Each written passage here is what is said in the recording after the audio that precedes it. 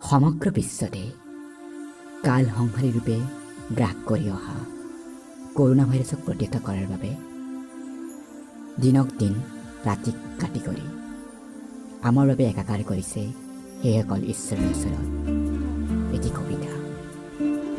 কবিতাৰ শিৰোনাম ঈশ্বৰৰ অৱস্থিতি বিচাৰি। ঈশ্বৰ তুমি ক'ত? মন্দিৰ, দেৱালয়, মছজিদ নে গীৰ্জা? বাৰে বাৰে বিচাৰি ফুৰিছোঁ ঈশ্বৰৰ অৱস্থিতি। যুগে যুগে কাল সংসাৰী ৰূপে গ্ৰাস কৰিছে পৃথিৱী। বাৰে বাৰে পঠাইছে শান্তি মন্দিৰৰ দবাৰ, মছজিদৰ আজানত নহয়। ঈশ্বৰ আজি নহয়, ঈশ্বৰ আজি বিদ্যমান শান্তি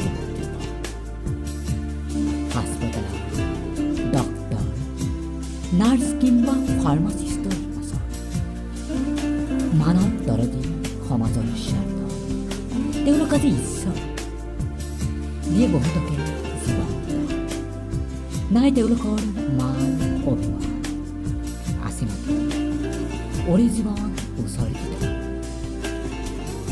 দেখিছো কি গোপনীয় কথা কণ্ঠ তথাপিও মিলাইছে তেওঁলোকে জীৱনক তুচ্ছ কৰি পৰিয়ালৰ যুঁজিছে মহামাৰীৰ বিৰুদ্ধে। তুমি ভগৱান, তুমি ঈশ্বৰৰ শান্তি, ঈশ্বৰ তুমি বিৰাজমান সকলোৰে মাজত, মানুহৰ মাজত।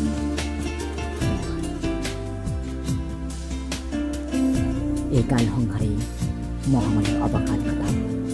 সকলোৱে সুস্থ থাকক। ধন্যবাদ।